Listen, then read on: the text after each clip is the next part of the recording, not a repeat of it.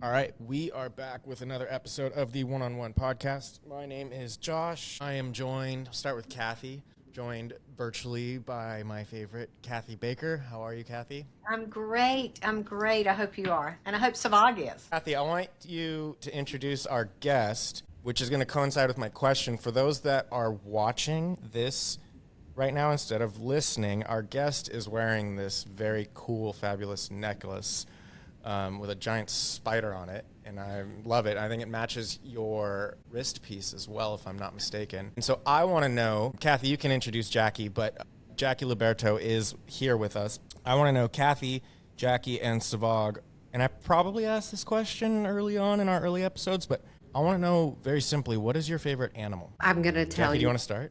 Yes, it's the sloth. And I got to hold one on a vacation in 2019. And I have probably 30 images of me holding this sloth with his little arms around my shoulder. They're so gentle and so sweet and very slow. They're bristly, which I did not know. I thought they would be softer, but they're not. Yeah. They're very bristly. But I love the sloth. I think they're precious. That's a great answer. I thought you were going to say spider, to be honest, but that's a great answer. Kathy, what about you? Mine is not the popular vote. For some people, it's a cat. And there's so many things I love about the cat, the independence, you say, don't get up here. And they jump wherever you tell them. And they go, you mean here? And they cover up their own poop. I mean, how can you not love an animal that just covers up whatever mess they make? That's all I'm going to say. Savag. Domesticated, okay, I'm gonna go with a dog, but non-domesticated, just because I'm craving shrimp right now, I'm gonna say flamingo. No other reason. I don't know how Okay, to respond hippo. to that. A hippo, that's a good one. Mine, if we're going domesticated and non-domesticated, mine's definitely dog. Domesticated, non-domesticated, I would say a penguin.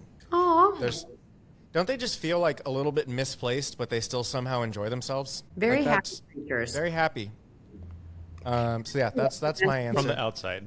Okay, Yeah. non-domestic would be an eagle. Where I live, I have lots of eagles. And when I Very say patriotic, lots, Kathy. yeah, but they are just so majestic. And I was sitting on the pier one day, and there's a tree that they sit in. And he gets up. We didn't get up. He kind of, did his wings. And he flies down and he scoops up a fish. And I was like, I was by myself, but I was like, did anybody else see that? Oh, I mean, it was like wild freaking kingdom. But what a majestic, beautiful, display of creation. I would just say that. And having said that, and this is going to sound so corny, and I did not mean for it to, but our You're about to make the same connection that I think you're going to. I was going to do the same thing with. yeah, you go ahead, because it's going to sound corny if I do it. No, it's the same. It's like you brought up eagle, and I think that's just a great springboard into the topic that we're talking about today with Jacqui, who really runs our what do you want to call it, military wing, for lack of other words, of our company. And we've had Jacqui on before, and we've had great conversation. You have a really cool, awesome, fantastic background, and I know you have some updates and some cool things to share with us today. Did I make it not as that corny? You did. I want to say a little bit about Jacqui. Jacqui and Matt Liberto were down in Destin, Florida, and they have several offices. And a couple of things. I mean, Jacqui is my hero for a lot of reasons, personally and professionally. Professionally, she's made that transition from top producer into an incredible owner. And when I think about Jacqui, I do think about that eagle, that watchful, that is always looking out for others. And she serves so well. Matt served in the military. She served with Matt. The thing I think about, Savag and Josh, with that is that the people that go into the military sign up and their spouses don't always, yet they have to have even a greater commitment. We'll talk a little bit about that. So I just admire that so much, and I just admire the way she serves. And of everything in the industry that changes constantly, the one thing that doesn't change is we have people fighting for us to give us the right to own a home and to live freely. And to Jacqui and all of those who serve in the active military and non-active, in the reserves, all of that, spouses, everybody, the kids, just thank you. Thank you for that. So great great to have you on here, my friend. Well, I appreciate that very, very much. And I don't know if you guys know this or not, but one time I told Cuba I was the director of military affairs for Realty One Group Corporate. And he said, wow, that's some title. And I'm like, well, it's free. So I kind of like that. it didn't cost you anything. So don't worry about it. Let's start with that, and let's talk about, if we can, there's just so many myths around working with military. And Jacqui, I know that's that's a whole podcast, but why would a professional today want to find out more? How would they get engaged? What would they need to do to provide the greatest opportunity of home ownership for those who serve us? So I think there's a double-sided answer to that. So first is making sure that you're educated on the VA loan. So you need to find someone who is really good, a lender, and partner with a lender who's really good with VA loans and understands the nuances. The other side of that is finding those people whose benefit that they've earned through their service that you want to help them maximize and utilize. So just like any benefit that any of us get through our jobs, most of us have the option to utilize our healthcare benefit, right? Kathy, if corporate offers healthcare benefit and you want to utilize that, you log into the website and you use it. Well, in a military world, this is a benefit that they've earned, but they are requiring you to help them use it. They can't just log in and use their VA benefit. They have to use, well, they don't have to, but most choose to use professional guidance for the largest purchase they're probably ever going to make, and that's a reasonable request. So expecting them to have someone who understands that benefit deeply and is committed to helping them maximize that benefit should be easy stuff, right? That's the least we can do to help our military members utilize the benefit they've earned through their service. So learn the loan and be diligent in helping them utilize it. The way to find those military members is by simply providing education through your public platforms, social media, talking about it, volunteering. Every town has USOs. We have AMVETS offices. The large colleges have VA offices. You can find plenty of ways to serve your military community, even in areas that don't have a large military population. And I love the education aspect, and we're gonna branch off that in a minute. But it's a different language, and just so you guys know, Jacqui's she's my Google Translate, that when I write something or when I do something, I always send it to her and she'll go, no, don't say that. So it is a different language. We all want to be respectful. A lot of it is about education. There are a lot of resources available for that. And just know in your local market, who is the best of the best? Yes. Who is going to best serve? Because just because they say they know the loan process doesn't necessarily mean that they do. So really, really go through and look at those. I want to branch a little bit if we could. You said college campuses. Let's talk a little bit about the career path and what opportunities may be there that a lot of our listeners may not know about. And if it doesn't apply to you, it applies to someone you know. Kathy, I think that's such an important thing. You know, my husband retired from the Air Force after a full career, honorably, at the right time, the right place. We left our home, we sold it, we put the kids in the car, we packed everything we owned and moved to a new city, and hopefully for a better job. For me, it turned out not to be. It was so hard for him to get a job, and it just shouldn't be. If you guys see we hire veterans, I think this is personal experience. I'm not hacking on everybody, but it's a marketing ploy. It's a marketing statement that we support our veterans by hiring veterans. They don't necessarily all mean that. And so it's very personal to us that we engage in the SkillBridge program. And the military offers this. It's a DoD program, Department of Defense program. So it's available to all military members who are exiting service. And I want to caveat that with everyone's allowable looks a little different. So I have some people that get 2 months, some people that get 4 months. So you're going to have to work with your command and your higher ups to see what you qualify for, if I'm speaking directly to a military person. So ask the questions, what can I do with the SkillBridge benefit? And advocate for yourself. So we at Realty One Group Emerald Coast in the Florida Panhandle, we have, I think, 7 military bases within an hour and a half drive. So we offer a SkillBridge program in our office, meaning that the military member during the last 2 to 6 months of their career stay active duty, stay being paid by the military, retain all of their military benefits as if they're going to their military office every day, but they come to our office every day. We get to work with them, train them, help them get their license if that's the path they want to go. SkillBridge does not require you to pay for any additional licensing, can't require you to do it, but what a great opportunity to learn a new career while the military still has you on their books. I mean, I'm sorry for this being such a dumb question, but why is that not everywhere? Why it just seems so foolproof, right? You know? I couldn't tell you. I couldn't tell you. I talk about it every chance I get. If you follow us on socials, you'll see we're pushing it out a lot on socials just because even people in our market that follow us on social media didn't know they had this opportunity. You have to advocate for yourself. And I think that's the saddest thing is not knowing what to ask, not knowing that you can use a benefit. And we look at VA and so many people have so many misconceptions about that benefit, but it's one that's very well known. SkillBridge is just one that's not as well known. I mean, I love that you guys are doing that, Jacqui. I think that it's, I've not to bring up a personal story and I won't use any names, but, my best friend is currently active in the Air Force and loves it. Him and his wife and kids currently live in DC and he's based out of the Pentagon and they're doing great, but it's one of those things where, okay, unless he's deciding he wants to retire with the Air Force at the tail end of his career, which I'm not sure he's there, what's next after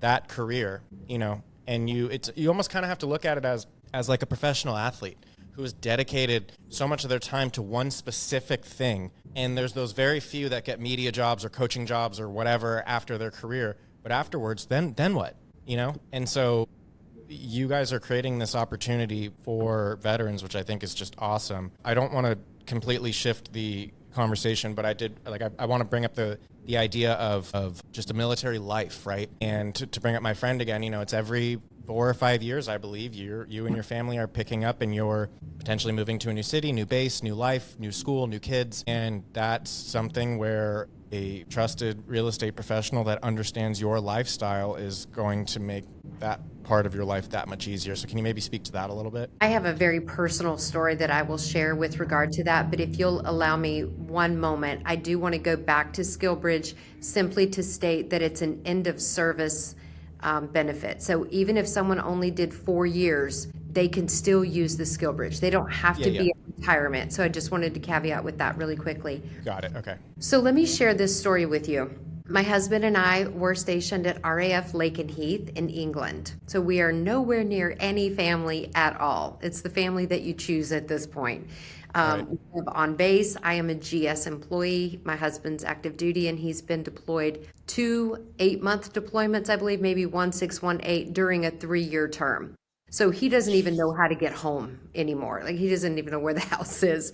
So I'm raising 3 kids and we have a situation happen to us. And I'm not going to talk in details about the situation. We have a thing that happens to us and we get what's called EFMP. It's an exceptional family member program. So one of our kids goes into the EFMP program and on February 1st of 2010, they called me and said, hey, you have been approved for an emergency move. We need to get you out of the country into your new duty station. You have, because it was February, you have 28 days to move to Little Rock, Arkansas. Also, I don't know anyone in Little Rock, Arkansas. I've never heard, I didn't even know Little Rock had a base, y'all. I had no idea. So you have 28 days to move your family to Little Rock, Arkansas, and your visas for England will be revoked. And I worked full time. So I had to go into work like the next morning and be like, I don't think I can even give you a 2-week notice. And I was a manpower analyst. Like I wasn't like, not that any job is not important, but like it was a job that has deadlines and things that need to be done. And I've got 2 kids, elementary school, and I've got one that's in middle school. And so like, it was very dramatic, very dramatic. And I called a realtor and I said, hey, I've done my research and I need to make sure that I buy a house in this specific neighborhood because this specific neighborhood feeds to this specific elementary school, and that's the one that I need. And this realtor said to me, I hope everybody listening to this hears me. She said, you don't want to live there. That's a terrible school. Like, I've had plenty of friends that went through that area. And like, honestly, girl, let me tell you, the better school is she didn't ask anything about my life. I was so traumatized of where I was in my life at that time. I probably would have just told her everything that was going on, like my husband's deployed and I've got this situation. And I would have told somebody anything so that they would understand what I'm going through. And she made no effort to understand really what was happening in our lives. And that's all I know I went really deep and dark and I didn't mean to, but like it's so No. important to ask what's going on and what can you share with me and how can I help you holistically. I don't want to sell you a house. I want to help you with your move. And those are vastly different things, guys. Go ahead, Kathy. And I got to roll back to say that the role of that military spouse is 28 days, moving 3 kids. I mean, Yeah. that is so stressful in itself. Well, and Jacqui, you brought up a really good point of so far from family that, you make your own family at that point. And that's hard. That's a hard, pill to swallow. And, having a real estate agent is not gonna bring your family closer, but they're going to show you that there's possibility in that community for you to find joy, find happiness, build a great set of friends and family. And to your point, it starts with that professional knowing you and what is going to meet your needs best. Yeah. And I think we forget sometimes that we're the realtor's the first call. Mm-hmm. What would you want to know if you were being dropped in Sheboygan next Tuesday?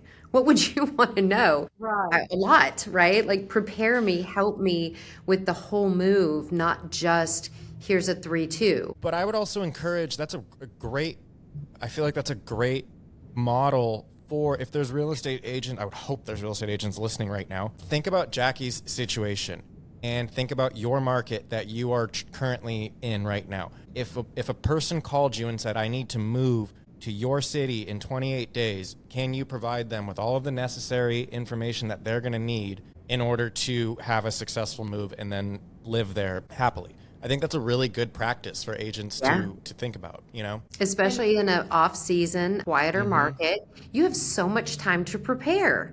What's the exercise look like of 28 days to help someone move from a foreign country to stateside where they know no one? You are their only resource. Map it out, write it down, blank sheet of paper and a red pen. Let's go. Yep. Couple of things I want to say. Number one, this is such a great example of coming from curiosity and not judgment. Rather than judging, you don't want that neighborhood, the question should have been, help me understand why you want that specific neighborhood, because clearly you had done your work on that. And then to have the courage, and Jacqui, I want you to tell me if I'm wrong, but sometimes you need to have the courage to say, you know what, I need help with this, and maybe there's a better realtor than me. Maybe there's going to be better service if I collaborate with an agent that knows more about loans, has maybe personally experienced that kind of move, and just having the courage not to have commission breath, but to have a breath of service, as our military does to represent us. It's about advocacy. I want to say that on October the 1st, Jacqui was very generous and gave us an hour with One Prime Time. That's available on our YouTube channel as well as One University. A lot of those links are in there, a lot of the advocacy groups as far as loans and how to reach out for SkillBridge. A lot of those tools are available for that. So we've got some resources too for you. But this is not, we started out talking about an eagle. This is not the time to wing it. This is the time that you pick that fish out of the water and you know what the heck you're doing. And just a quick word of encouragement. I had a buyer recently who was looking at an area I was not familiar with. This wasn't even military related, just in an area I wasn't familiar with. I called one of the agents in my office. I said, I know you know this area very well. Are you willing to work with me on this transaction and help me with their showings? And she said, we made a referral agreement. She said, absolutely. Those people still remember me as their agent. It's okay. Yeah, that's good. treat them well. They won't forget Yeah, it. I like that. Jacqui, thank you. You're always a breath of fresh air. I'm jealous that Kathy gets to talk to you as much as she does, so I feel like I need to be joined in on those conversations. Call me anytime. Call me anytime. Well, thank you. We'd love to have you back again. I feel like these episodes are, always full of information, and it's nice to be able to talk about something so specific in our world, but that is so, beneficial to a massive group of people. Absolutely. So thank you. And thank you for everything that you do. Kathy and Savag, thank you both. And yeah, see you guys next time. Thank you. Just want to add, it's my